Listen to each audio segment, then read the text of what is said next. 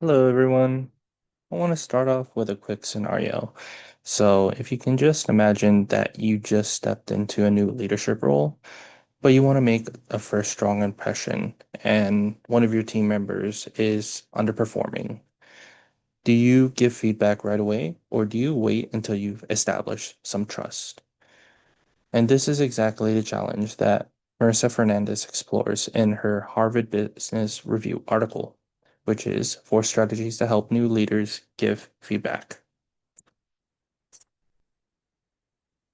And so essentially, there is a grounding of four strategies. The first is assessing the landscape. And so before jumping in, I want you to take time to understand your team's cultures, their personalities, and how their decisions are made individually.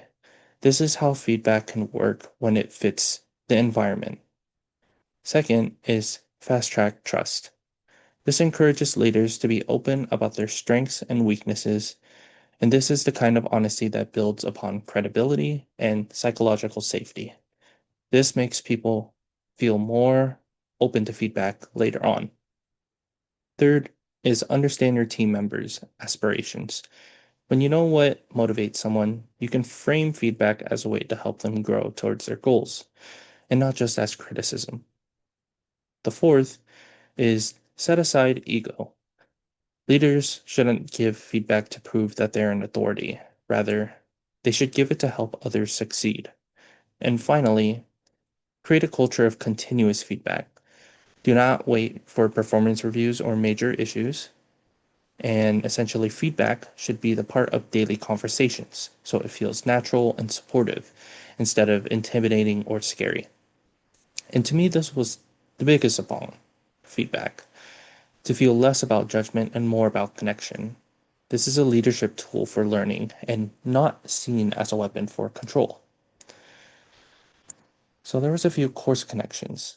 In the feedback fallacy, the quote, your brain responds to critical feedback as a threat and narrows its activity. Now, this made me realize that traditional way of giving feedback by pointing out mistakes and weaknesses doesn't just help people grow. It often does the opposite. And these strategies align perfectly with that. When leaders focus on trust, empathy, and understanding, feedback becomes a way to reinforce what's working instead of tearing people down.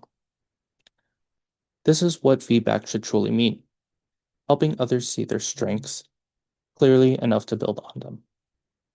Then, in putting performance back in performance management, Hansen and Palaka say that getting feedback once or twice a year is too infrequent to impact behavior and performance. Now, because it's so true that in school, work, or life, you only hear how you're doing once in a while. You don't have time to improve overall. And this idea of continuous feedback matches this completely because it keeps upon communication open and ongoing so people can grow in real time. Third, Hansen also states that employees and managers should collaborate in a setting no more than 3 to 5 goals that clearly relate to the organization's priorities. Now, this made me think about feedback and how it should always have a purpose. It shouldn't just be about fixing something, and it should connect to a person's overall bigger goals. Now, there are a few critiques and limitations that I have noticed. The first is that feedback can sound a bit simpler than it really is, suggesting that empathy and trust alone are not enough to make feedback effective. But as Buckingham and Goodall point out, positive feedback can trigger stress or defensiveness because our brains see it as an evaluation.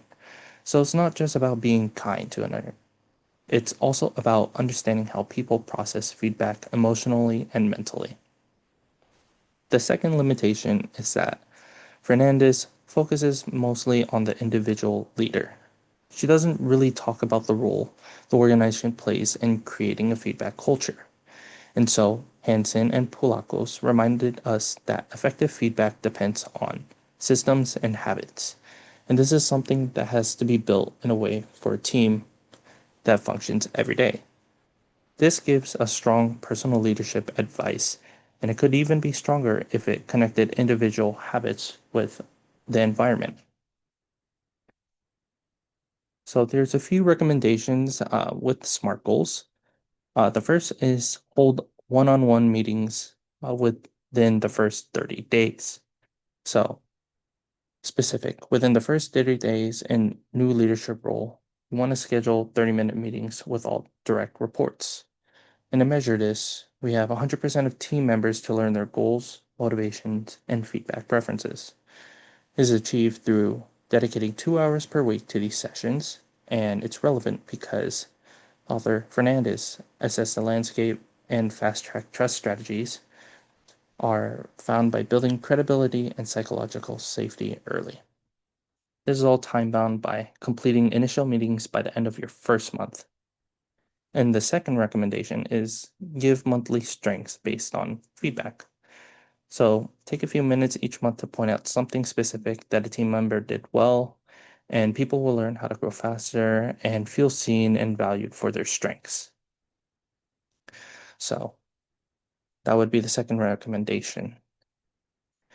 Now, to wrap things up, I have two takeaways, and I can hope that you take this for the presentation. The first is building trust and psychological safety is essential for giving effective feedback. And the second is focusing on strengths helps people learn and grow more than pointing out weaknesses. Now, this is the biggest takeaway because feedback isn't about telling people what is wrong. It's about helping them see the possibilities.